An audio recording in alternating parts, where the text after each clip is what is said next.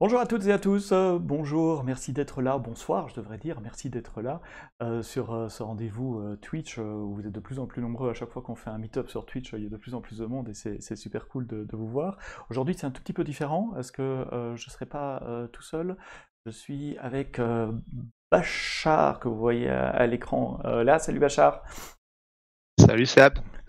Alors, c'est un meet-up différent, non pas seulement parce qu'on est deux, mais parce qu'on va pas vous faire un retour d'expérience, on n'a pas de slide. Aujourd'hui, c'est du live code. On va mettre les mains dans le clavier et on va tenir une heure en codant.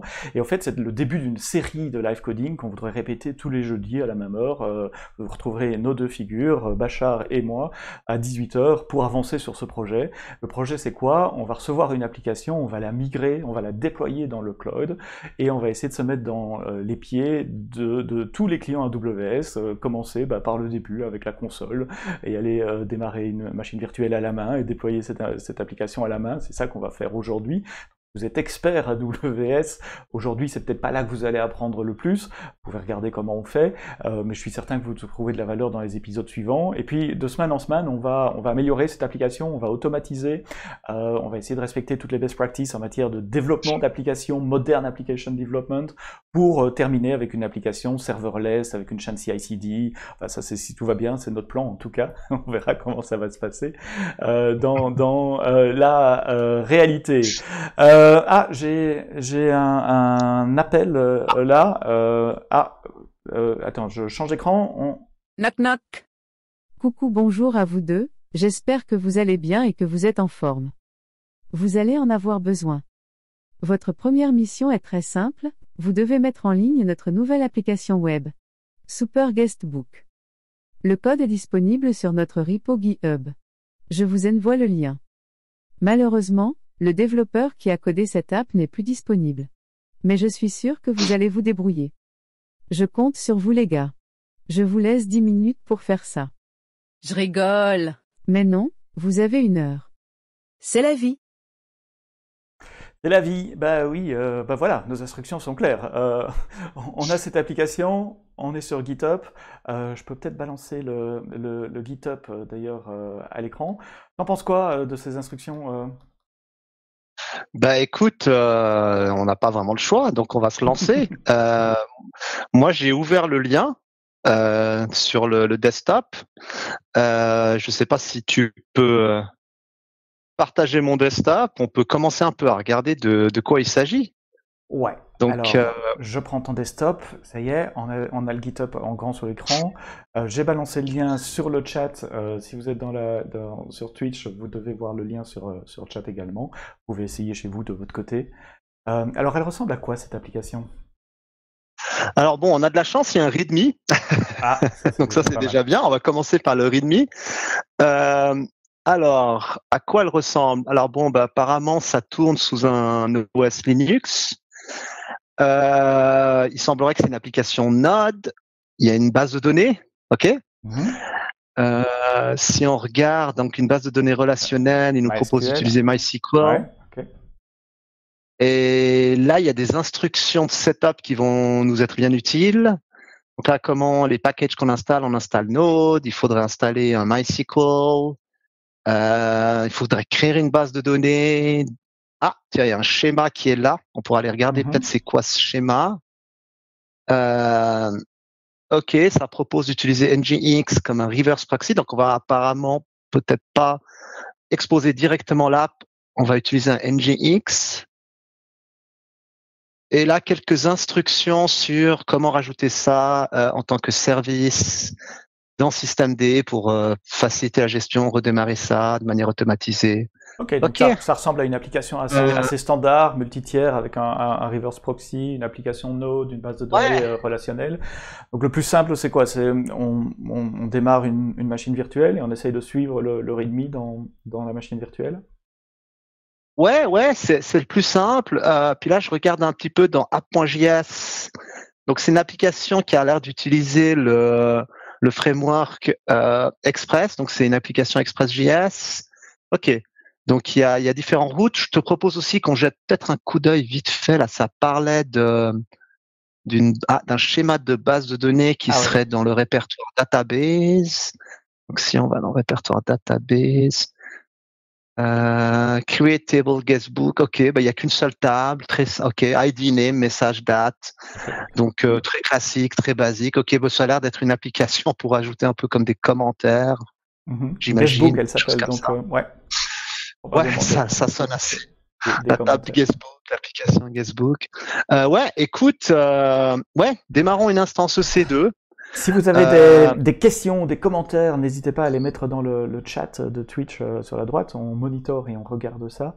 Donc n'hésitez pas à dire coucou et puis à poser vos questions. Pendant ce temps-là, Bachar, tu es sur la console de management, la page d'accueil de la console de management. Exactement. Quand on déploie une instance, le premier choix, après avoir choisi AWS, c'est où est-ce qu'on va la déployer, dans quelle région. Et il y en a 23, 24, j'ai perdu le compte là, avec Italie et Afrique du Sud qui vient d'arriver il y a quelques semaines. Ouais. Donc là, Donc écoute, vas-y, excuse-moi. Les choix pour la région, c'est la proximité avec les clients qui vont utiliser l'application. Hein, c'est d'essayer de déployer au plus proche de là où sont les clients. Il peut y avoir des choix de région pour des questions légales également. Vous devez garder des données sur un territoire spécifique, ce qui n'est pas le cas ici. A priori, notre application, on pourrait la mettre là où on veut. Et puis, un troisième critère peut-être, ou un groupe de critères, c'est la disponibilité de certains services. Quand on lance une nouvelle région, il n'y a pas toujours tous les services qui sont là. Donc, regardez si les services dont vous avez besoin sont dans la région. Et les prix aussi. On en parlait juste avant l'épisode. Parfois, il y a des différences de prix, 10-15% d'une région à l'autre. Donc, si vous êtes très sensible au prix, allez dans les grandes régions. Typiquement US Est, donc côte Est des États-Unis, ou Irlande pour l'Europe. Ici, tu as une préférence on va prendre du tout près de nous. Écoute, non, honnêtement, ça change pas grand-chose. Et puis, en fait, la beauté aussi du cloud, c'est que on a le droit à l'erreur. Donc, on peut commencer avec Francfort. On peut changer. Si les choses changent, on peut toujours changer. On va montrer un peu comment. Et puis, on peut aussi faire du multi-région. Hein. C'est-à-dire que si ça, c'est une autre approche. Si vraiment ça fait un boom, et puis qu'on a des clients un peu partout, on a des bureaux un peu partout, puis on a des besoins de s'intégrer, puis des requis en latence. Il y a aussi une approche multi-région qui est aussi possible. Donc là, je te propose Francfort, si ça te va. Allons-y. Allez, let's go. Bon, alors, je suis sur Francfort. On veut déployer une instance EC2, hein. C'est ça qu'on a dit. Ouais. Alors, on va dans EC2. Et donc, le deuxième choix, c'est quel système d'exploitation. Ici, c'est Linux, exact. Donc c'est assez facile. On sait déjà que c'est Linux. Dans quelle version de Linux? Il y a le choix entre Amazon Linux, Red Hat, Ubuntu, SUSE. On va rester corporate, on prend de l'Amazon Linux. Alors, écoute, je pense que c'est un bon choix qui vient gratuitement, hein, et donc je vais sélectionner cette version. Mais après ça, il y a le choix là. On pourrait débattre pendant 1 heure sur quel meilleur OS. Pour avancer, on va. Je crois que c'est important quand on porte des applications existantes. Si vous avez un truc qui existe déjà sur Red Hat ou sur SUSE, le plus simple c'est de redémarrer là. Ici, on part de rien. Donc, comme on part de rien, Amazon Linux c'est un bon choix. Effectivement. Donc là, il y a différentes tailles d'instances. Alors, en général, si on va mettre ça en production, il faudra avoir une idée de qu'est-ce que fait le workload, du nombre de qu'est-ce qui roule dedans. Est-ce qu'on fait rouler une base de données? Est-ce qu'on fait rouler un serveur web? Quels sont les jobs? Je vais avoir une idée un peu du trafic et des jobs qui roulent. Là, on n'a pas vraiment beaucoup d'informations, hein, Sébastien. Non, c'est... Puis on ne connaît pas non plus le nombre d'utilisateurs, mais comme tu dis, l'avantage du cloud, c'est qu'on peut se tromper, on peut revenir en arrière. Donc il vaut mieux commencer avec une instance peut-être un peu trop petite, et puis observer les métriques et redéployer plus tard dans une plus grosse instance si jamais on se rend compte qu'on a visé trop court. Pourquoi une plus petite? Parce que ça coûte moins cher simplement, et c'est pour ne pas dépenser de l'argent pour un besoin qu'on n'a pas encore. On verra qu'on aura beaucoup de clients qui utilisent cette application. Tu peux même rester dans le free tier peut-être pour celle-là. Ouais. Donc le free tier, c'est la partie gratuite d'AWS. Quand vous avez un nouveau compte pendant 12 mois, vous pouvez démarrer une instance EC2 24 sur 24, 7 jours sur 7, ou 2 instances 12 heures par jour. Enfin, vous avez 750 heures d'instances gratuites tous les mois pour cette instance-là, les 2 micros. Donc là, j'ai sélectionné le type d'instance. Il m'arrive un peu la configuration de l'instance elle-même. Il y a plusieurs aspects là. Donc il y a des aspects au niveau réseau. au niveau de la sécurité, au niveau du comportement de la VM.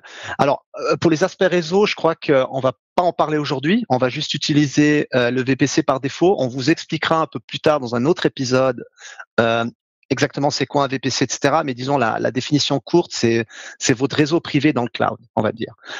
Puis on rentrera dans les détails un peu plus tard de comment designer un propre VPC dans, je pense, dans un autre épisode. Hein. Et la bonne nouvelle, c'est qu'on vous en fournit un par défaut. C'est pour ça que pour cet épisode-ci, on va prendre les défauts, on verra, et puis quand l'application grandira ou qu'on doit faire des choses un poil plus propres dans les autres épisodes, on reviendra sur cette décision-là. Alors, le seul truc que je propose qu'on modifie en fait ici, c'est que pour faire un SSH, donc pour communiquer avec cette instance, on a plusieurs choix. On peut faire un SSH directement depuis le laptop ou votre laptop. Enfin, je peux le faire depuis mon laptop, mon desktop.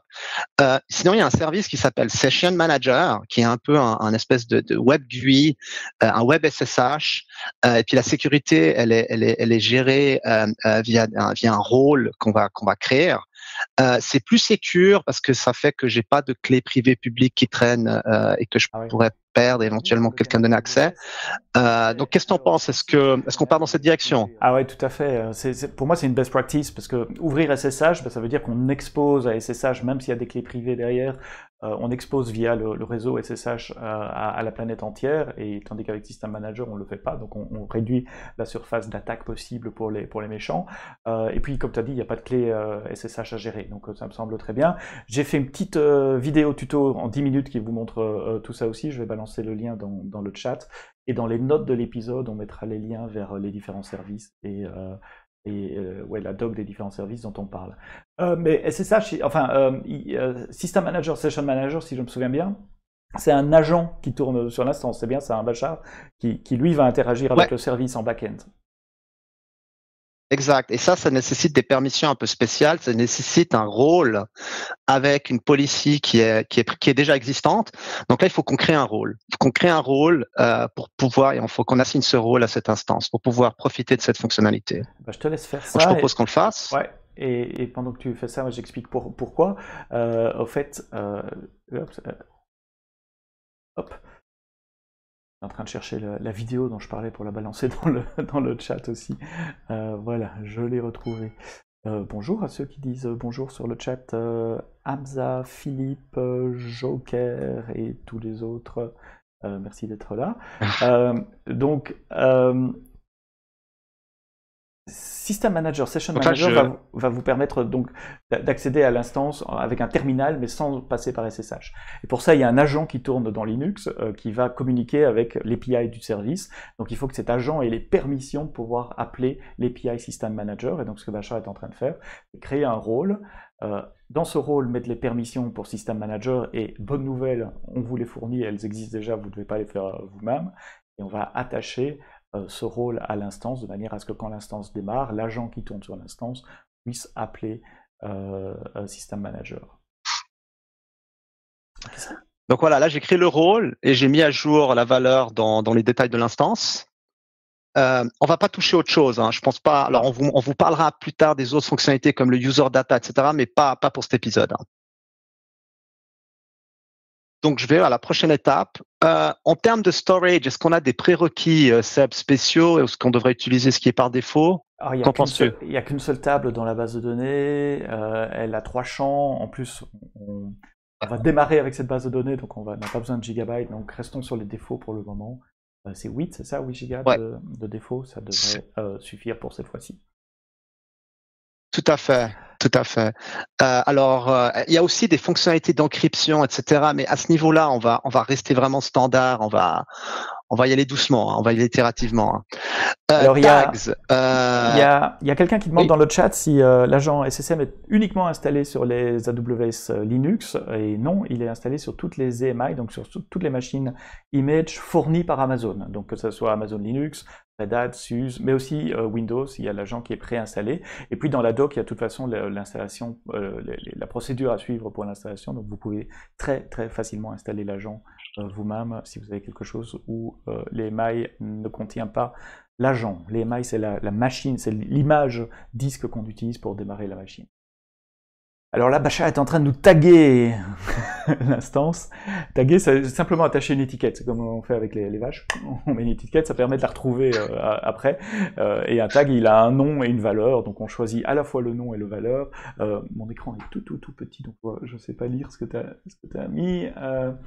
Le nom du projet, l'environnement, le owner. Vous mettez ce que vous voulez. On trouve plein de choses. On a des sociétés, on a des clients qui mettent un cost ID, qui mettent parfois une date d'expiration, de manière à terminer des instances automatiquement. Vous pouvez vraiment mettre ce que vous voulez. Alors c'est bien de mettre un nom, hein, un name. Si jamais vous le faites pas là, vous pouvez toujours le faire plus tard. Il va apparaître en fait dans l'écran de listing des instances EC2. Prochaine étape, security group. Alors, qu'est-ce que c'est un security group? Alors, security group, moi j'aime bien prendre l'analogie d'un bouclier. Si vous voyez ma vidéo, moi je suis au milieu d'un bouclier, là je suis protégé, et il n'y a rien qui permet de franchir le bouclier. Dans l'ancien monde, on appelait ça firewall, bien que ça soit pas exactement la même chose, mais c'est un filtre réseau. Et disons que tout le trafic qui rentre dans votre C2 instance, il est filtré, et ils sont filtrés par les security groups, et par défaut, les security groups, ils sont super protégés. Puisqu'il n'y a rien qui peut passer, donc vous avez une instance super protégée. Ici, de quoi on a besoin, Bachar? On n'a pas besoin d'SSH puisqu'on a mis System Manager. C'est ça la beauté, c'est que du coup, vu qu'on utilise System Manager, on peut bloquer le port 22, donc ça c'est une sécurité additionnelle. Par contre, bon, on s'agit d'une application web, donc on s'attend à avoir à un moment donné un nom de domaine ou quelque chose comme ça, et le port par défaut, bon, pour l'instant on va faire de l'HTTP, on n'est pas en HTTPS, donc il faudrait qu'on ouvre le port 80. Il y a quelqu'un qui demande s'il est obligatoire de configurer le security group, et honnêtement je ne sais plus, est-ce qu'on peut lancer une instance sans security group? Je pense pas, je crois qu'elle doit avoir... Oui? Ah, c'est nouveau. Alors. Non. On peut rajouter un security group a posteriori. Donc c'est un paramètre qui est modifiable. Donc si par exemple à un moment donné vous avez ouvert un port, d'ailleurs on va le faire. Tiens, on va le faire. On va ouvrir 2 ports. Je vous propose qu'on ouvre 2 ports parce que il y a le port 80 qui est pour donc l'application web. Mais je suppose que vu qu'il y a un NGX, il devrait y avoir un autre port qui est voilà, si on regarde la configuration, alors là je saute un peu une étape, mais on voit que en fait NGX il va écouter sur le port 80-80, donc l'application. Alors on pourrait s'amuser à temporairement ouvrir ces 2 ports, on le fermera après le 80-80 pour vous montrer, pour faire la démonstration là de comment on peut les modifier a posteriori. C'est une bonne idée. Ouais, t'en penses quoi? Ok. Ouais, c'est une bonne idée. Alors, faisons ça. Donc, dans notre security group, on va mettre 2 choses. 80 parce que c'est celle finale vers lequel on doit aller, et 80-80 parce que tant qu'Nginx ne fonctionne pas, ce sera le seul moyen d'accéder à l'application et de pouvoir tester l'application. Mais évidemment, il ne faudra pas oublier de l'enlever après pour ne pas autoriser du trafic qui bypasserait Nginx. Moi, je vais faire quelque chose aussi, Sébastien. Vu que 80-80, je suis pas vraiment censé l'ouvrir, c'est plus pour des fins de test. Je vais faire et au cas où j'oublie parce que j'ai une mémoire à court terme, je vais loquer ça à juste mon IP. Donc en fait, le port 80, je l'ouvre à tout l'internet, qui est correct parce que c'est ce que je veux. Mais le port 80-80, je vais le loquer juste à mon adresse IP au cas où si après cette session ou à la fin là j'ai une perte de mémoire que j'oublie de le faire, ça limite un peu, disons le. Et c'est vraiment une best practice. N'ouvrez pas trop, ouvrez juste à ce que vous avez besoin. Soyez pas paresseux. C'est tellement facile de dire ok, je vais ouvrir SSH à 000, c'est-à-dire à tout le monde. Ça sert à rien et c'est dangereux. Donc toujours essayer de limiter à son adresse IP. Et la console la trouve tout seul. Son adresse IP, on choisit MyIP dans la liste là, et la console donne l'adresse IP directement. Alors, juste pour info, là, j'ai mis les 2 règles dans le même security group. J'aurais pu aussi créer 2 security groups. Un pour le port 80, un autre pour le port 80-80. Pourquoi utiliser l'un ou l'autre? C'est comme vous voulez. En fait, c'est une question de gouvernance. Là, comment est-ce que vous voulez mieux gérer vos security groups? Est-ce que vous voulez une rule ou ça, c'est votre choix, en fait. C'est le choix de celui qui développe. Alors, est-ce qu'on est prêt à continuer là? Je Vas-y, passe à l'étape continue. suivante. Ouais, je suis sur le chat en Ouais. même temps. Il y a Redofon qui D'accord. demande est-ce qu'il y a quelque chose comme SSM, mais pour les différents services AWS, genre database, RDS ou autre. Non, parce que on veut pas vous laisser vous connecter en SSH sur RDS pour une base de données. Le but d'RDS, c'est que ça soit une base de données gérée, donc c'est nous qui la gérons. Donc a priori, ça limite les bêtises, pardon, les erreurs, ou les fautes de distraction qu'on pourrait avoir sur RDS. Et donc sur les services managés, ça n'a pas de sens. C'est uniquement sur les instances EC2 qu'on peut faire des connexions comme cela aussi. Comme on utilise System Manager, et c'est bien de parler de System Manager, on n'a pas besoin de paire de clés. Ça veut dire qu'on ne doit pas non plus stocker et sécuriser une clé privée sur le laptop de Bachar. On doit penser à renouveler tous les 2 mois ou tous les 3 mois selon les politiques. Effectivement. Donc là, il y a un écran de recap qu'on peut toujours regarder. Donc c'est toujours possible de revenir en arrière si on se trompe. C'est faites previous, on est en arrière, on peut venir dans les autres étapes. A priori là, on est assez content, donc on a ce qu'il faut. Je clique sur Launch et là, qu'est-ce qui m'apparaît?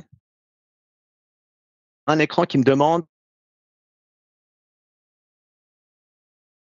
ma key pair que je voudrais utiliser, est-ce que je voudrais utiliser, je voudrais créer une nouvelle key pair pour pouvoir me connecter. Donc, vu qu'on utilise SSM, je vais faire proceed without a key pair. Donc là, du coup, je peux pas me loguer en utilisant une clé privée ou une clé publique directement à l'instance. Et donc, on augmente la security posture, comme on dit en anglais, la posture de sécurité de l'instance, puisque SSH n'est pas ouvert au niveau réseau et il n'y a pas de clé qui sera installée sur l'instance. Donc voilà, notre instance démarre, ça va prendre quelques secondes, je suppose. Ouais, là il y a un bouton View Instances qui est, je crois, juste derrière nos têtes, mais il y a un bouton qui est là, juste derrière moi, je crois en fait. Donc je clique dessus. Si jamais pour l'écran, vous pouvez aussi aller là. Vous pouvez juste cliquer aussi sur EC2. Ça va vous ramener dans la fenêtre EC2. Et là, je vais voir mon instance qui devrait être là. Et Banash95 qui demande si on peut mettre plusieurs security groups sur une instance. La réponse est oui, on peut mettre plusieurs security groups à une instance. On peut, pour des rôles fonctionnels différents, par exemple un security group base de données, un security group application server, et temporairement, si on a une seule instance qui a les deux rôles, on pourrait lui mettre les deux security groups pour avoir une claire séparation entre les deux rôles. Est-ce qu'on peut se connecter en SSH sur la machine ECD ou pas après le rajout de ces règles? Non, on ne peut pas se connecter en SSH parce que le security group est fermé et parce qu'il n'y a pas de clé déployée. Donc même si on rouvrait le port, la connexion réseau serait possible, mais au moment de tenter l'authentification de l'utilisateur, le démon SSH ne trouverait pas la clé pour faire l'authentification. Alors là que j'ai mon instance qui a démarré, je te propose Seb qu'on aille dans Session Manager, qu'on commence un petit peu à déployer tout ça. Donc là, il faut cliquer sur Session Manager, c'est une fonctionnalité dans System Manager. Donc là, ce qu'il faut faire comme recherche, là, vous tapez juste System Manager, vous le sélectionnez. Je pense que c'est là, Session Manager, ici à gauche. Si je clique dessus, je peux commencer une nouvelle session. Donc, je clique sur Start Session. Et là, je vois qu'il y a mon instance qui est là. Et je peux commencer une session avec cette instance. Si vous ne voyez pas l'instance à ce moment-là, c'est que l'agent n'a pas les droits de parler avec System Manager. Et donc, c'est que quelque chose s'est planté au niveau... enfin, c'est que les droits, en général, sont pas bons. Ou l'agent n'est pas installé du tout. Peut-être que vous avez une email sans agent, ça marchera pas non plus. Mais si vous la voyez pas, c'est soit de l'agent qui n'est pas installé, soit tu as un problème de droit. Tu peux agrandir un peu ton terminal pour qu'on voit bien oui. ce que tu vas taper. Merci de me rappeler. Je savais que j'allais oublier. Merci de me rappeler. Alors, on reprend le README et on installe. Bon, là, ça va être du Linux classique. Là, il n'y a plus rien d'AWS à ce moment-là. Pour le moment en tout cas. Donc c'est ça, là c'est vraiment du déploiement d'applications. Donc la première chose que je vais faire, c'est que je vais changer de user. Donc ça c'est un utilisateur préexistant, hein, Seb. C'est bien ça, hein? Là je passe dans EC2 oui, user. Donc EC2 user, c'est l'utilisateur qui est installé par défaut sur Amazon Linux. Sur Red Hat, sur SUSE, ce sont des utilisateurs différents. Il faut regarder la doc. Sur Ubuntu, je crois qu'il s'appelle Ubuntu. Donc là, on devient EC2 user. Parce que c'est vrai qu'avec System Manager, on est connecté. On est connecté comment? On est connecté comme Comme EC2 user probablement, non? Ouais. Il y a un SSM user qui par défaut là, oui. si j'avais fait un Who Am I, ouais, alors qui a certaines permissions, mais moi je vais l'installer en tant que EC2 user. Je vais switcher là-dessus, et là je viens juste de faire un yum update si jamais. Donc je mets à jour les packages, enfin tous les packages sont préinstallés. C'est toujours une bonne pratique là de commencer par un yum update. Donc là, ça tourne un peu. Je l'ai fait un peu à l'avance parce que je sais que ça prend un petit peu de temps. On a des questions sur oui, c'est pour ça que je réponds parfois en décalé. Est-ce qu'à chaque fois qu'on crée une nouvelle instance, il faut activer le Session Manager? Oui, si on a besoin de se connecter sur l'instance, plus tard dans les épisodes de cette série, on vous montrera d'autres techniques où il ne faut pas se connecter sur l'instance, où on va automatiser tout ce que Bachar va faire là dans Unix. Mais pour le moment, si vous voulez vous connecter sur une instance, sans utiliser SSH évidemment, la seule chose qu'il faut faire, c'est penser à mettre le rôle IAM, à l'attacher à l'instance. C'est tout. L'agent il démarre automatiquement, il est préinstallé. Bon, l'update est fait. Donc là, là j'ai fait l'update. Et je regarde juste, donc Seb, on a besoin de Node, hein. C'est une application Node. Donc est-ce que tu crois que Node est installé là? On va tester. Yum Search. Common and Fart. Donc il n'y a ni Node, ni NPM. C'est pas installé. Hein. Ok, c'est pas installé par défaut donc sur Amazon Linux, c'est normal. Hein, ouais. Toutes les instances n'ont pas besoin de Node.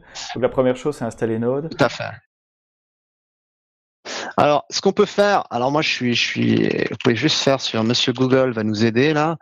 Node.js, Amazon Linux. Si vous cherchez sur Google, si jamais vous avez oublié, il y a un tutoriel là qui donne un peu les instructions là de comment setuper Node sur une instance EC2. Puis ça vous donne les commandes. Donc là, moi, je vais juste les exécuter en fait. Un copier-coller. Et ben pendant ce temps-là, moi, je réponds à deux questions. Une qui va demander peut-être un tout petit peu de temps pour répondre. Je vais commencer par la plus courte. Comment peut-on transférer des fichiers vers l'instance EC2 quand on est en SSM? Une bonne question. Il y a moyen de faire des tunnels avec SSM, SSH, comme on fait des tunnels SSH, et donc faire du SCP sur un tunnel, ça serait une possibilité. Ou sinon, je crois le plus propre dans le cloud, c'est de mettre ces fichiers sur S3 et puis d'aller les rechercher de l'autre côté. Et de passer par S3, ça pourrait être une autre possibilité. Si vous le faites, évidemment, il faut que l'instance ait les droits d'accéder à S3. Il faut aussi un rôle IAM attaché à l'instance pour qu'il puisse accéder à S3. Et puis, il y a Joker33 qui dit « Je vois qu'on fait un Yum Update. Les emails Amazon sont mis à jour tous les combien de temps? Et ça veut dire qu'à chaque pop d'instance, il faut prévoir un Yum Update. » Une très bonne question et on pourra en parler pendant des heures. D'abord, combien de temps entre les mises à jour des EMI? Amazon Linux, je crois, c'est tous les trimestres, je suis pas certain. Pour Red Hat, Ubuntu et SUSE, je sais vraiment pas. Mais bon, disons tous les quelques mois, les EMI sont mises à jour. Est-ce qu'il faut faire un Yum Update à chaque pop d'instance? Ici, on est un peu en mode exploration, je découvre, donc oui, on le fait. Dans la vraie vie, en production, et on le fera plus tard dans les épisodes de cette série, non. Pourquoi? Parce que dans la vraie vie, vous aimez bien un truc qui ne change pas. Vous n'avez pas envie d'être emmerdé par un bug qui apparaît dans une librairie XYZ. Or, à chaque fois que vous faites sudo yum update, vous allez chercher les dernières versions de tous les packages sans contrôler quelle version. Et ça, c'est bien quand on explore comme on est en train de le faire là. C'est pas bien quand on a une flotte de 10, 15, 20 machines. On aime bien que toutes ces machines soient exactement les mêmes. Et imaginez que vous fassiez un Yum Update automatiquement au boot, ça veut dire que si vous bootez une machine un jour, puis vous en rajoutez une deuxième le lendemain parce que vous avez plus de charge, elles ne seront pas les mêmes, pas nécessairement. Et il peut y avoir des versions différentes, ce qui pourrait causer parfois des bugs amusants. Donc voilà, c'est une longue réponse, mais oui, quand on explore, on teste, non, une fois qu'on sait qu'on a une configuration qui marche, et garder cette configuration qui fonctionne. Et pendant ce temps-là, Bachar, il tape l'installation Donc moi, je continue, donc j'installe Git là, je vais installer Git, parce qu'on a besoin de pouler le code. Donc j'ai pas regardé l'installation de Node. Je pense que c'est plus facile que... Il faut aller le chercher sur un site et tourner un script, hein, c'est ça, c'est pas un Yum install simplement. Voilà, alors comme je disais auparavant, là, moi j'ai juste cherché sur Google how to install Node on Amazon Linux. Puis il y a un tutoriel. Franchement, il faut juste faire un copy. Voilà. Ensuite du tuto, c'est quelques lignes de commande à exécuter que j'ai fait des copy paste. Puis là, du coup, maintenant j'ai Node qui est installé sur j'ai la version je crois que c'est 14.2, c'est ça, de Node qui est installé sur l'instance. Donc là, j'ai fait aussi un install de Git. Donc là, maintenant, je devrais avoir un Git qui est installé. Voilà, je vois là. Donc ça va me permettre de pouler le code. Je vais me placer dans le répertoire OPT pour déployer le code. Je vais me créer un petit répertoire là-dedans que je vais appeler guestbook. Et je vais faire mon git clone. Donc là, je vais récupérer là. Donc là, je récupère l'URL du repo Git, que je vais mettre ici.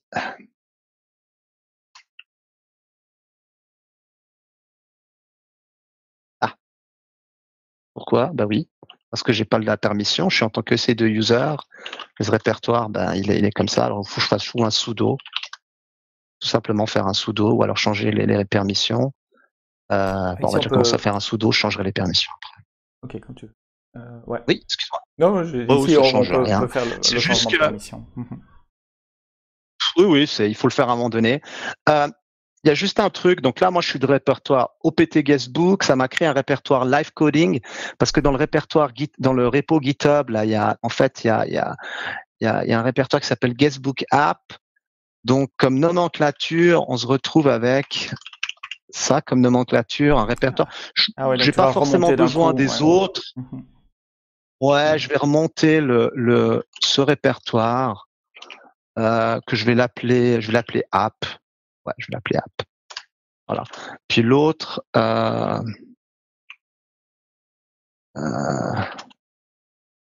attention, juste m'assurer de ce que je fais, excusez-moi. Ouais, et puis du coup, oups, qu'est-ce que j'ai fait? Excusez-moi, je me suis trompé. Je me suis trompé, autant pour moi, je reviens en arrière, désolé, je fais un undo pour vous expliquer, désolé, j'ai targeté le mauvais répertoire en fait. Donc ça, je fais un undo, ça c'est comment on était il y a 30 secondes en arrière, et en fait, ce que je veux déplacer, c'est ce répertoire-là, ici. Voilà, c'est ça que je voulais faire en fait, autant pour moi. Voilà. Et je vais supprimer le répertoire live coding, parce que c'est pas très intéressant. Là, il y a des informations sur les épisodes, etc. C'est pas vraiment ce qui m'intéresse. Ouais. Peut-être faire un change mode, donc un là, change owner également pour remettre C2 user comme l'owner. Ça t'évitera de taper sudo à chaque fois. Et comme ça, on n'oubliera pas surtout. Moi, je me méfie de ma mémoire également. C'est le genre de truc qu'on oublie après. Merci. Tout à fait, c'est un très bon point. Donc je fais ça comme ça, je vérifie que c'est bien fait. Donc je vois que ouais, c'est bien le bon user et dans le bon groupe. Ok, donc là, il faudrait que, en fait, il faudrait qu'on regarde un peu dans les instructions. Qu'est-ce qu'il faut faire? Moi, je pense que c'est peut-être la base de données, le prochain étape. Donc là, on a Git, on a le code qui est installé, on a NVM. Donc effectivement, l'étape suivante, c'est d'installer MySQL ou MariaDB. Et peut-être de l'initialiser. Donc il y a toujours dans MySQL, de ce que je me souviens, il faut toujours mettre le mot de passe root au début, et puis importer le schéma, puisqu'il nous donne un schéma. Donc on peut installer peut-être MariaDB. On peut commencer par ça. Donc si jamais vous êtes en doute, vous pouvez toujours faire vous pouvez toujours faire yum search, mais je pense que c'est bien ça le nom. Voilà, ouais. Donc en fait, il y a le nom du package s'appelle MariaDB Server. Donc on va l'installer. Oui, je veux l'installer. Pour ceux qui se posent la question, MariaDB, c'est un fork de MySQL, après que MySQL a été racheté par Oracle. Le groupe, le canal historique de MySQL a décidé de faire évoluer la base de données à un rythme différent de ce que fait Oracle. Et les deux sont compatibles, donc une appli qui a été codée pour MySQL doit en principe fonctionner sur MariaDB.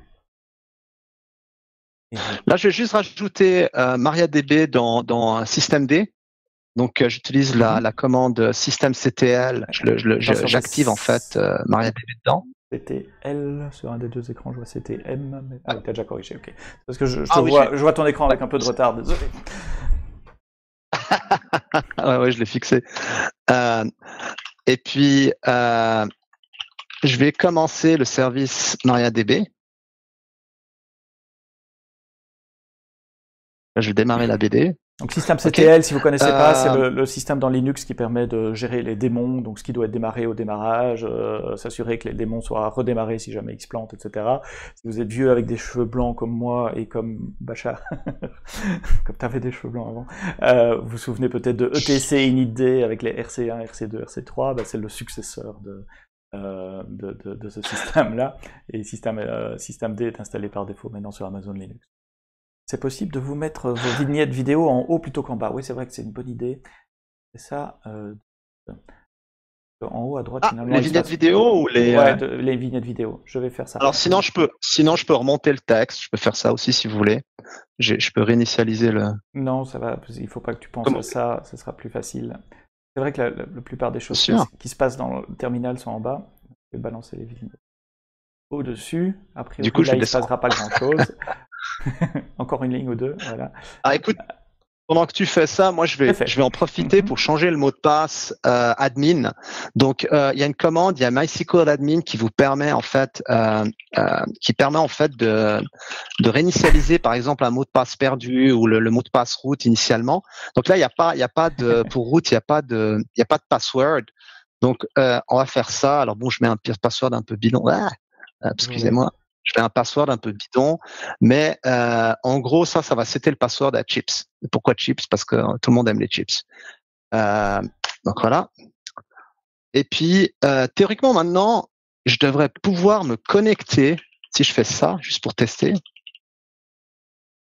Voilà, je suis connecté à la BD, là.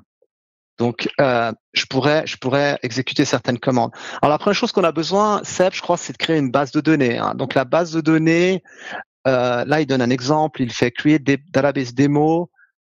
Moi, j'aime pas beaucoup le mot démo, donc je te propose qu'on la renomme. Qu'est-ce que t'en penses? Ouais, prod.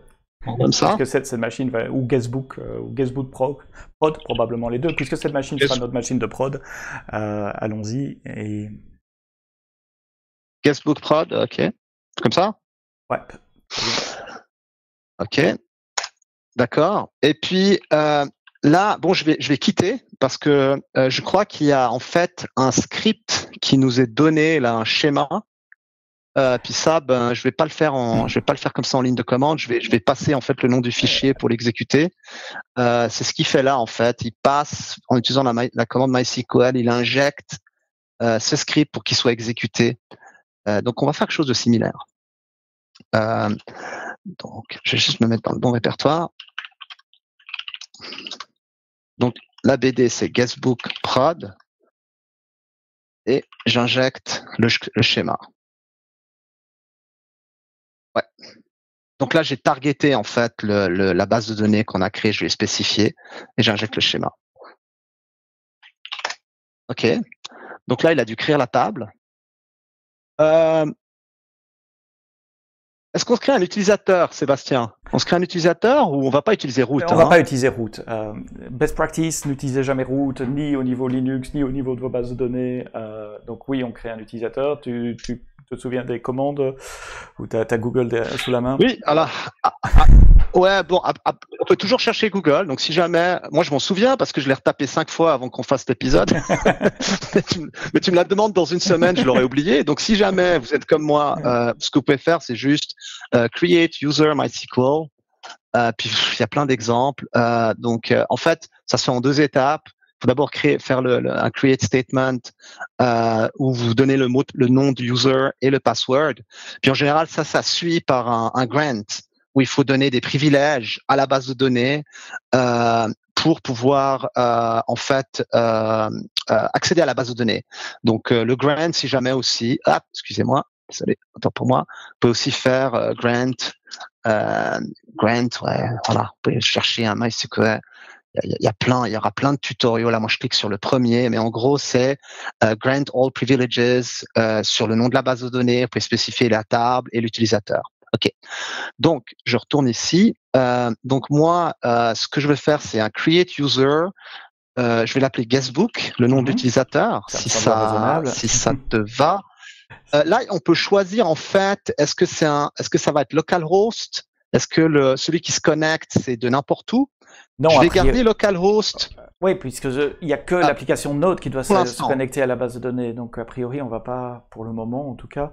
donner des privilèges, plus de privilèges que nécessaire.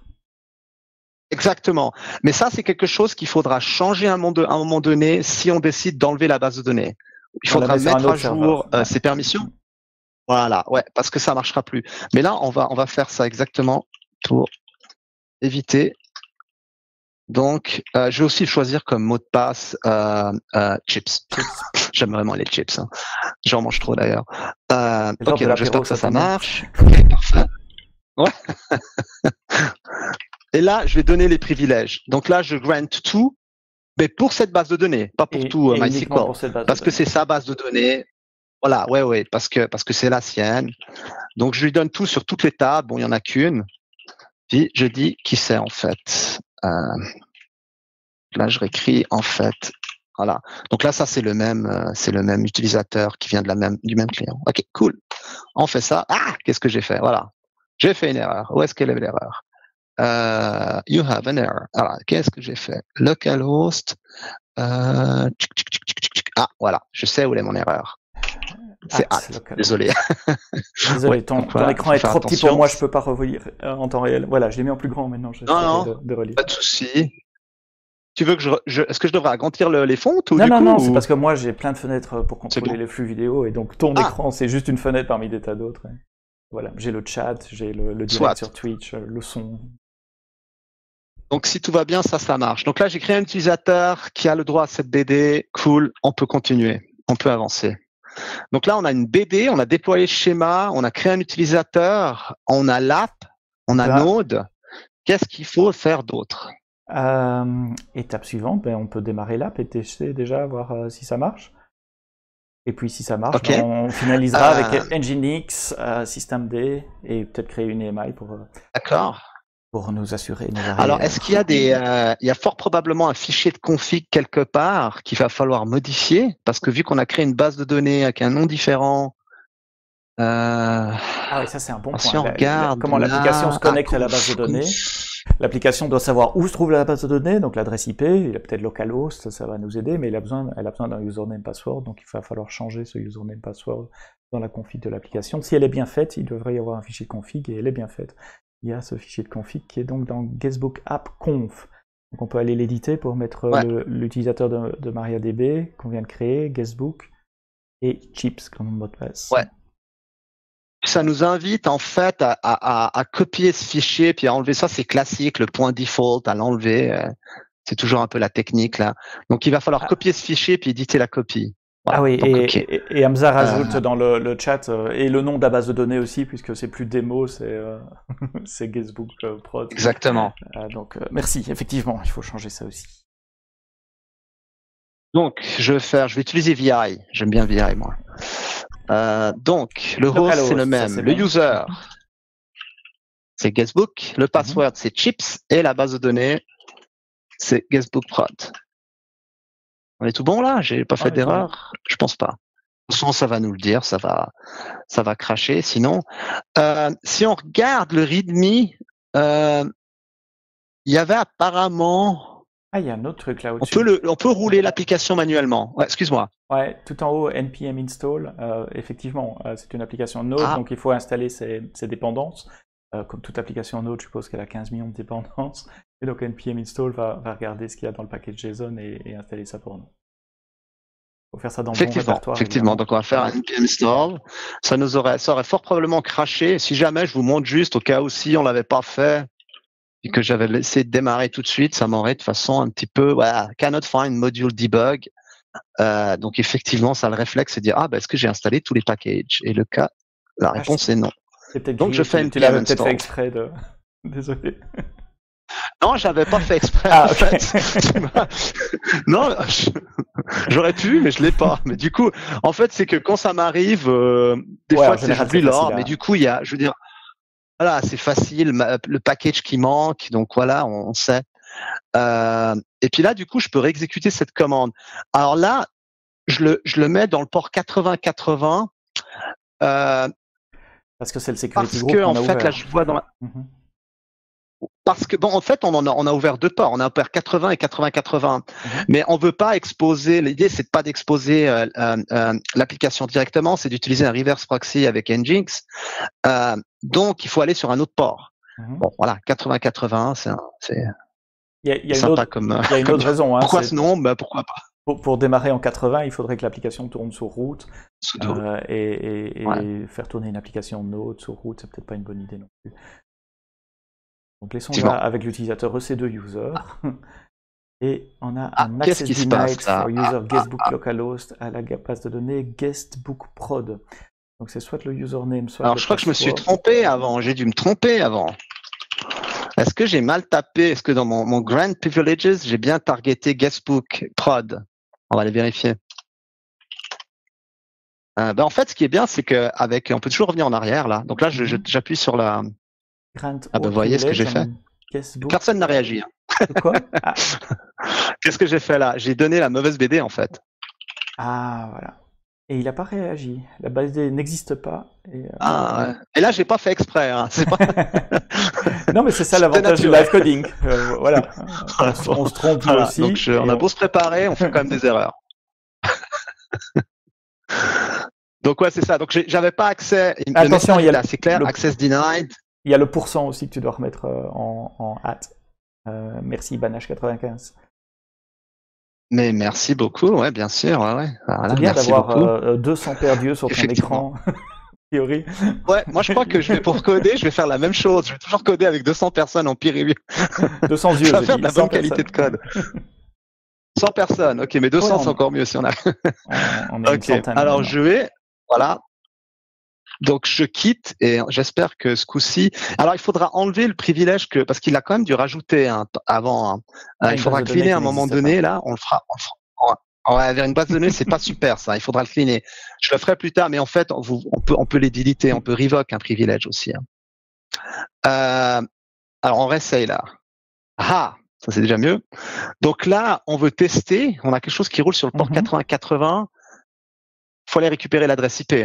Ouais. L'adresse publique IP. Alors, par défaut, une Amazon EC2, une instance Amazon EC2, quand elle la lance dans un réseau par défaut, comme on a fait, elle a une adresse IP et un nom DNS qui est associé.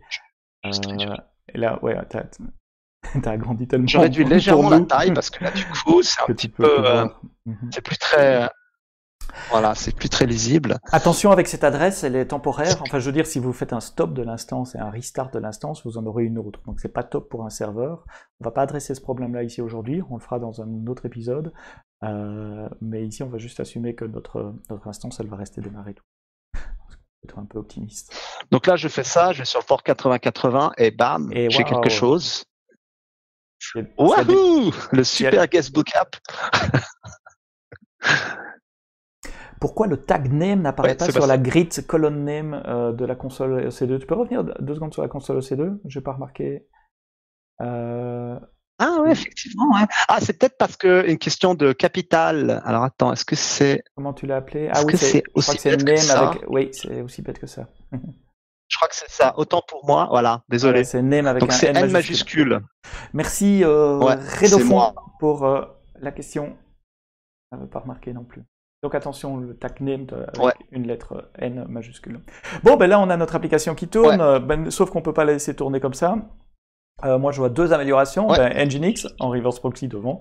Comme ça, on pourra enlever le security group sur 80-80. Et puis... il faut que cette application démarre automatiquement au boot et redémarre si elle se plante. Donc, on va la mettre dans systemd. Et ça sera les 2 dernières opérations pour aujourd'hui, quasiment. Alors, si jamais pour debug, donc là vu que je l'ai démarré en ligne de commande et puis j'ai le log direct, c'est toujours pratique là pour pouvoir un peu voir qu'est-ce qui se passe. Donc là j'ai pu voir que j'ai fait un post. Donc apparemment il y a dans l'application ExpressJS là, il y aura une route qui va qui gère en fait le poste de données et puis du coup qui va gérer, j'imagine derrière behind the scene, qui va faire un insert into, qui va faire un insert statement dans la base de données MySQL pour ajouter les données. Donc voilà. J'ai une question aussi, est-ce qu'il y a une IPv6 associée à l'instance? Et je crois pas, dans le réseau VPC par défaut, il n'y a pas d'IPv6. Non, là, on le voit bien dans la console. En revanche, si on a configuré son VPC pour attribuer des IPv6, ou si on le demande au démarrage de l'instance, on peut le faire. C'était une des settings, ouais. Ok, alors je continue. Donc là, on a parlé, tu m'as dit, qu'est-ce que tu m'as dit, Seb? Tu m'as dit, on veut on va mettre déployer Nginx devant.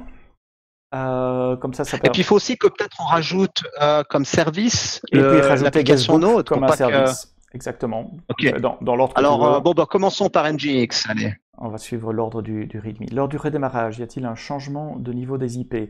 Demanderait Dauphin. En fait, ça dépend du redémarrage. Si on fait un stop start dans la console, physiquement, c'est une nouvelle instance que vous allez retrouver. Enfin, elle a le même disque, donc, mais elle sera sur un autre host physique. Et donc oui, si vous faites stop start dans la console, il y a un changement d'adresse IP. Si vous faites un reboot au niveau de l'OS, non, parce qu'au niveau de l'OS, le reboot, pour nous, c'est juste une activité normale du système d'exploitation. Donc nous, on voit pas que c'est un reboot. On ne voit pas que l'instance s'est arrêtée ou que l'OS s'est arrêté. Donc juste un reboot, ça ne change pas d'adresse IP. En revanche, un stop-start dans la console, ça change d'adresse IP.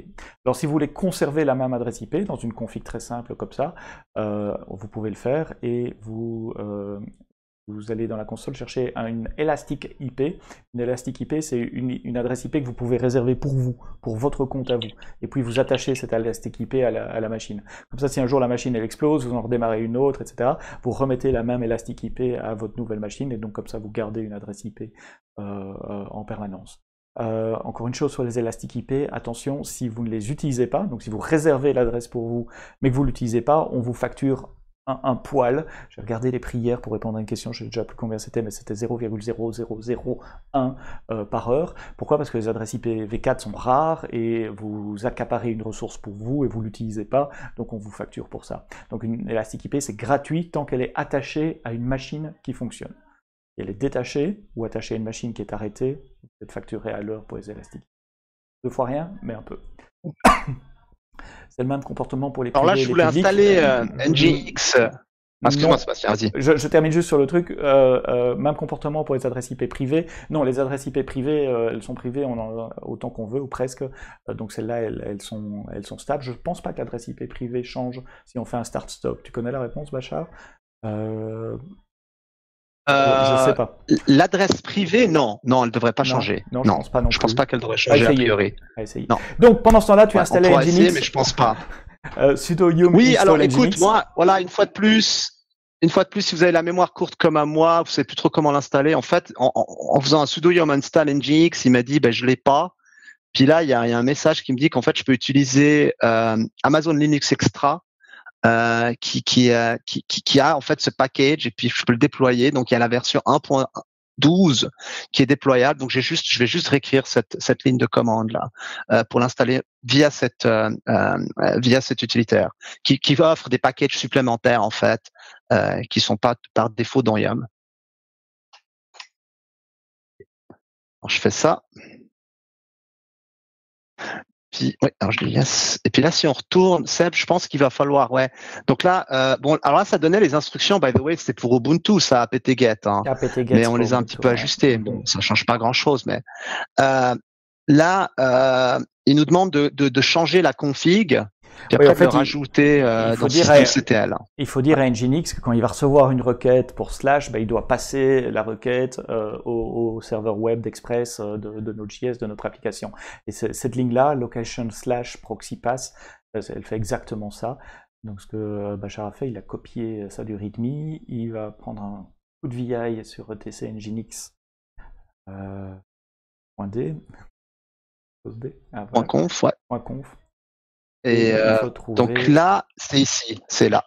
Location. Par défaut, dans le fichier de config qui est installé, il n'y a rien.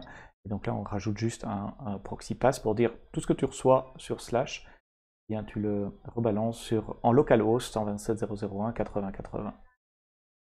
Et à partir de là, on démarre. Ça, je vais le virer parce que. Ouais. Bon, on peut le laisser, mais en fait, je pense pas que ça fasse du sens parce que du coup, on n'a pas de. On pourrait l'écrire, mais je vais les enlever du coup parce qu'on n'a pas vraiment ces pages. Alors bon, je vais les enlever parce que c'est de la config supplémentaire inutile. Ok. Et là, si on suit les instructions, la prochaine étape, c'est de rajouter ça dans systemctl Ouais, et avec de redémarrer. enable. Donc enable, ça veut dire, ça dit à systemd que c'est un démon qui doit démarrer au démarrage, donc on pourra rebooter notre machine et Nginx Bien, sera c'est- redémarré. Et puis la deuxième commande, c'est start, et ça va démarrer. Est-ce qu'il y a une différence entre utiliser localhost et 127.0.0.0.1? Non, pas à ma connaissance. Non, parce que d'habitude, dans le fichier host, Ah, bah non, il est pas. Il n'y a pas de J'aurais envie de fichier dire, mais host. il le résout Ouais, de la sous même règle manière. en- Ça reste à l'interne. Ouais. Il n'y a pas de résolution DNS sur localhost. Donc. Donc là, on a fait ça. Qu'est-ce qu'il faut qu'on fasse? Donc là, on a NGX. On pourrait tester, en fait. On pourrait aller sur le tester qu'est-ce qui se passe là, en fait. Qu'est-ce qui va Ouais. arriver, à ton avis, Seb? Euh, Ça va marcher? On n'a pas fait de restart, mais tu as fait un start. Et ouais, ok. Bad gateway. Pourquoi? Ah, parce que est-ce que l'application Node existe toujours? Tu as fait CTRL-C pour sortir de l'application Node, je parie. Non? Exactement, ouais, l'application, je l'avais lancée en ligne de commande. Puis je l'avais même pas rajoutée dans systemd, quoi. Tu peux Donc, je juste crois la que c'est la relancer, comme prochaine ça on étape, peut d'ailleurs, tester. qui nous dit, La relancer en ligne de commande déjà pour voir si Ouais, Nginx est bon avant sûr, de faire bien d'autres sûr. changements. Je l'avais là, si jamais je remonte, je l'avais Ah là, ouais, en fait. ouais, Hop. voilà. Hop. Et donc Je là, on l'avais là, je redémarre. redémarre. Ouais, Hop. Et puis là, ben, on va. Thomas qui dit qu'on peut faire un petit wget en local pour voir, c'est vrai, on peut aussi tester comme ça. Mais là, comme Bachar l'a fait, il a redémarré l'application Node et on voit que Nginx fait suivre correctement. Maintenant, il y a un problème, c'est que cette application Oui, un Node, elle est, curl ou un wget. elle est dans le terminal. Donc, si on termine la session, elle sera tuée. Donc, la dernière étape, c'est de mettre cette application dans le systemd pour que systemd démarre cette application aussi. Et le systemd est déjà installé par définition, donc il faut juste créer un nouveau service. Et en fait, ouais, et puis en fait, il y a apparemment, il y a des instructions là pour ajouter ça comme un service. Et by the way, je crois qu'il y a une contribution de quelqu'un. On peut peut-être dire un petit merci à quelqu'un qui nous a aidé. Il est connecté, mais je ne sais pas s'il est en ligne, mais merci. On s'est entraîné avant de faire cette première session pour voir si la technique marchait, si la vidéo, la dynamique de groupe entre Bachar et moi, comment ça marchait, etc. Ah ben voilà, Thibaut est là, et donc c'est Thibaut qui a contribué au script de démarrage. Donc voilà, mon setup Nginx et le setup systemd, c'est le pull request qu'on a reçu de Thibaut. Merci Thibaut. Merci. Ça fait gagner merci. une heure jeudi soir. Là, il y a un fichier. Mardi soir.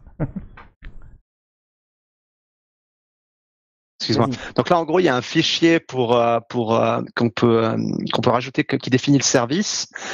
Puis si on regarde les instructions là, il s'agit en fait de le copier au bon endroit, de reloader le démon, d'activer le service, puis de le démarrer. Donc c'est ces 4 étapes là donc que je vais faire ici. Donc, allez chercher la définition du service qui est fournie par le projet et allez le mettre là où systemd va le chercher. Et en fait, il y a juste un truc, il y a juste un petit truc, excuse-moi, qu'il faudrait juste regarder, c'est que j'ai changé la nomenclature ici, moi. J'ai changé la nomenclature. On n'est pas dans live coding. Ah ouais. On est dans guestbook, puis ça fait /app. Donc, parce que j'ai décidé de changer un peu la nomenclature, il faudra juste s'assurer sinon on va pas targeter le bon endroit là. Voilà. Donc je fais juste ça et du coup je recopie, parce que là j'avais copié, voilà. Je m'assure que je copie la bonne. Et puis maintenant je peux continuer avec le reste. Sinon ça aurait pas marché. Donc là on reload le démon. C'est un peu plomberie Linux, mais il faut le faire qu'une fois. Ah ouais, désolé. Donc démon reload, désolé. Voilà. Et re-enabler. J'active le service. Donc enable de nouveau, la différence entre enable et start, enable ça va faire qu'il sera redémarré automatiquement au démarrage. Et start, ça va faire qu'il va être démarré automatiquement systemctl. Voilà. Et donc là, normalement. Démarré. On va faire un petit statut. un statut ou un PSAX grep node à l'ancienne? Ah, il n'a pas démarré. Alors là, ça n'a pas marché. Ça n'a pas marché. Et je pense que c'est parce que j'ai dû oublier une étape. Hein. Alors, juste pour vérifier, pour regarder une fois de plus, qu'est-ce qu'il fait ça? Qu'est-ce qu'il fait? En fait, il pointe le point d'exécution, c'est opt guestbook/app/setup/start.ch. Tu pourras vérifier les si permissions sur ce fichier-là. Faire un change owner. Ouais, en fait, voilà, exactement. C'était dans la doc. Hein. Ouais. C'était dans la doc. Hein. Ah, c'est comme toujours. Il faut lire la doc. En fait, en plus, Thibault l'avait mis. Hein. On est pas. Mais voilà, c'est pas grave. C'est pas grave. On a le droit à l'erreur. On fixe l'erreur. Donc, change mode, ça veut dire quoi? Ça veut dire qu'on va changer les permissions de ce fichier, et plus X, ça rajoute le droit d'exécuter le fichier. Donc, le fichier était en lecture, mais maintenant, vous voyez bien qu'il a RWX. Il y a le petit X là qui va permettre l'exécution du fichier. Donc, tu réessayes, tu relances le service? Je vais redémarrer le service, puis j'espère que ce coup-ci, puis là, je vais faire un statut à nouveau. Ah, c'est mieux ça, hein? C'est du vert. En général, vert, c'est une bonne couleur. Hein. Vert, c'est une couleur qu'on aime. Et si vous concevez des interfaces, qu'elles soient en texte ou en ligne de commande, utilisez vert pour oui et rouge pour non, s'il vous plaît. Pas l'inverse. Et le service fonctionne toujours via, je vois pas ton URL en haut, mais c'est l'URL par défaut, c'est 80, quoi. T'es sur le port par défaut. Ouais, je suis sur le port là, 80, puis c'est juste, excuse-moi, je rigole parce qu'il y a quelqu'un qui s'est amusé à poster un message, mais coucou aussi. Ou c'était toi? Ah oui, je sais pas non, c'est pas moi. Ah non, ouais, non, mais l'adresse IP est publique, donc ouais, évidemment. J'aime bien le petit clin d'œil. Donc là, en gros, on a une app qu'on a déployée. Moi, je vais tenter un truc, Seb, et j'espère que ça va marcher. Hein. Tu vas pas m'en vouloir. Je vais rebooter. Avant ça, je voudrais fermer le security group pour qu'on n'oublie pas, parce que c'est vraiment important pour la sécurité. Et puis, soyons fous, rebootons. Si on reboot, ça nous. Alors, avec systemd, je vais faire ça en parallèle. Attends, je reboot. Ah oui, je reboot en premier parce que ça prend un peu de temps. Je reboot en premier, ça prend toujours un peu plus de temps. Je fais un reboot comme ça, donc sudo reboot, bam. Ah ben je parlais du reboot versus le start-stop dans la console. Donc là, ce que fait Bachar, c'est un reboot de l'OS. Hein. Donc au niveau de la console, la machine, elle ne s'arrête pas. C'est juste l'OS qui se trouve, fait une séquence de shutdown, une séquence de reboot. L'adresse IP sera la même, etc. Il n'y a pas de changement. Et pendant ce reboot, Bachar est dans la console EC2, dans les security groups, pour aller enlever le port. Les security groups, voilà, ils sont là.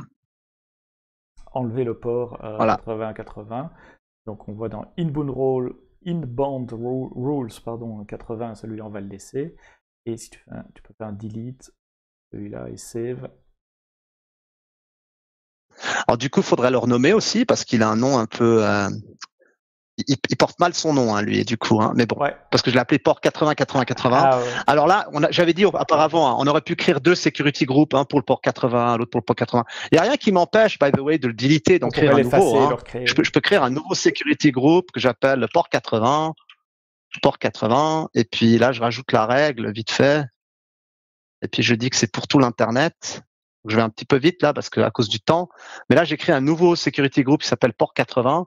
Puis du coup, ce que je vais, c'est que je vais dans l'instance. Tu vas aller effacer l'ancien. Je vais dans l'instance. Voilà. Je vais là, je vais dans networking. Je fais change security groups. Puis je désélectionne lui, puis je sélectionne lui. Voilà. Ça c'est l'autre. Donc j'aurais pu en créer 2. Ça aurait été un peu mieux que comme ça, c'est plus facile à gérer. Ça fait la même chose. Hein. L'autre. Donc là, j'ai redémarré. Est-ce que ça marche? Ah bah tiens, regarde, ça marche. Ça a redémarré. Il y en a encore plus de coucou de Twitch. On a plus de commentaires. Donc l'application fonctionne, elle a redémarré. On peut se reconnecter en SSH. Elle a redémarré, tout ça. Et là, j'ai perdu ma connexion à Session Manager parce que j'ai redémarré, bien entendu. C'est normal. Hein. Ouais. Je l'ai perdu. Est-ce que on a le temps de parler d'un EMI, Seb, oui, c'est trop là. Qu'est-ce que tu en penses? Ça fait juste 64 minutes qu'on a démarré, donc moi je prendrai encore 5 minutes pour terminer. Et parce que Imaginez que notre instance, elle démarre, elle explose cette nuit pour une raison ou une autre. Ou imaginez que, je sais pas, la machine physique sur laquelle elle tourne se crache, ça peut arriver, c'est très rare, mais ça peut arriver. Là, on devrait refaire toute notre configuration à la main.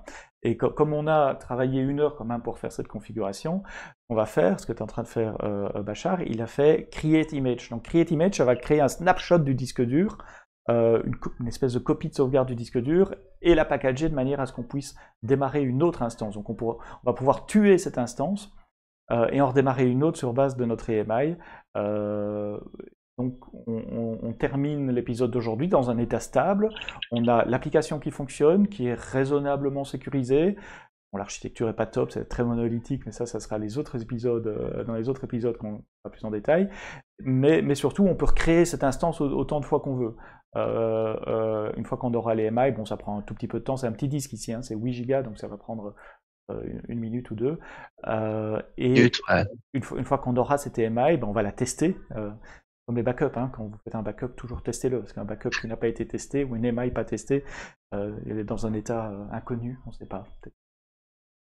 Donc on va la tester, et cette EMI va nous assurer qu'on peut redémarrer cette instance autant de fois qu'on le veut, évidemment avec le statut de la base de données du moment où on a fait les EMI. Et ça c'est un point faible dans notre architecture aujourd'hui après 1 heure, mais qu'on va corriger dans les épisodes suivants. Il y a plein de moyens de corriger ça.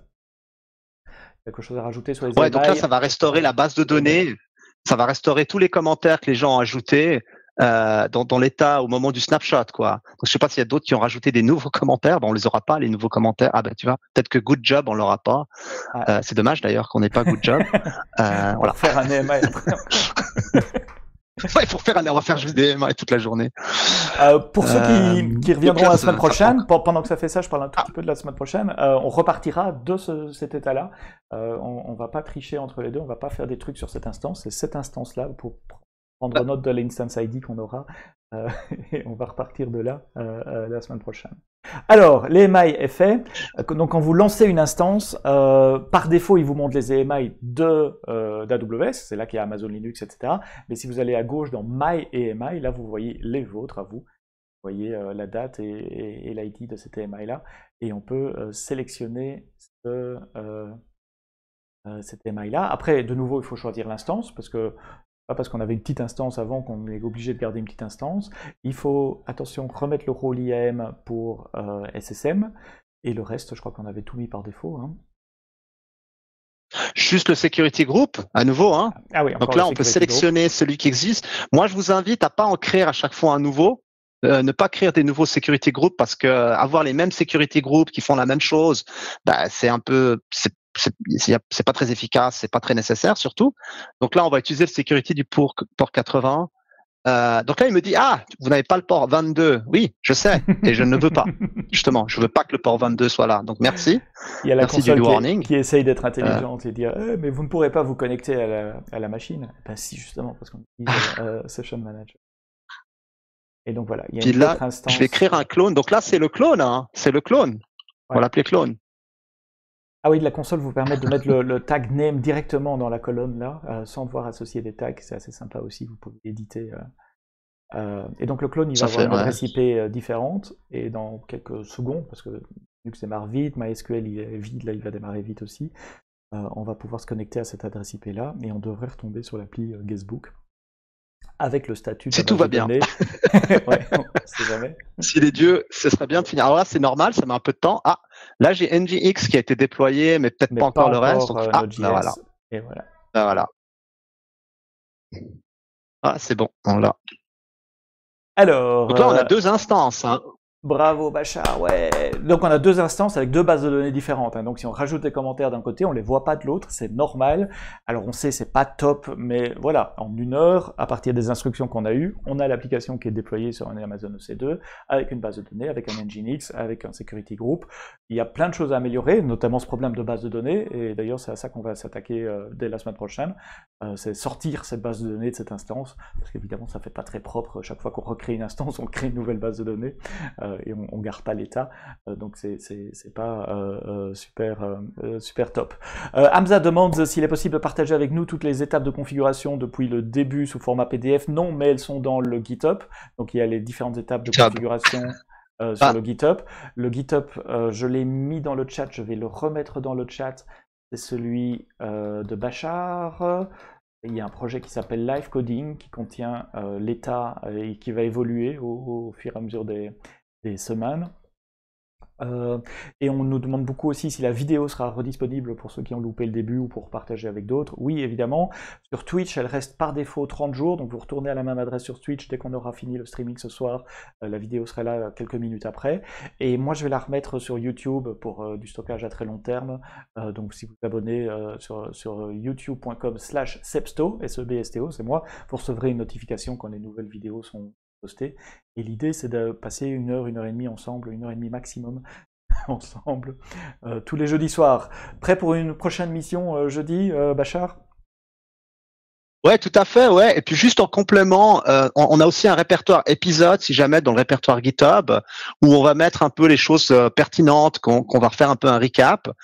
Mais oui, prêt. Écoute, il faut, je pense que voilà, il faut qu'on s'attaque à des défis plus importants maintenant, qu'on rende l'application un peu plus solide, un peu plus moderne, on va dire. Et on va faire ça au fil des semaines. Merci d'avoir été nombreux, une centaine à nous suivre depuis 6 heures. Passez une bonne soirée, restez chez vous, restez prudents. Et donnez-nous nos feedbacks sur mon Twitter, sur mon LinkedIn, et je ferai suivre à Bachar ou sur celui de... T'as un Twitter aussi, Bachar? Oui, je suppose. Je suis pas vraiment encore, mais okay. sur toi, c'est mieux. Fois. Je fais des efforts. À très bientôt, bonne soirée à tout le monde. Merci d'avoir assisté à cet épisode. Bye.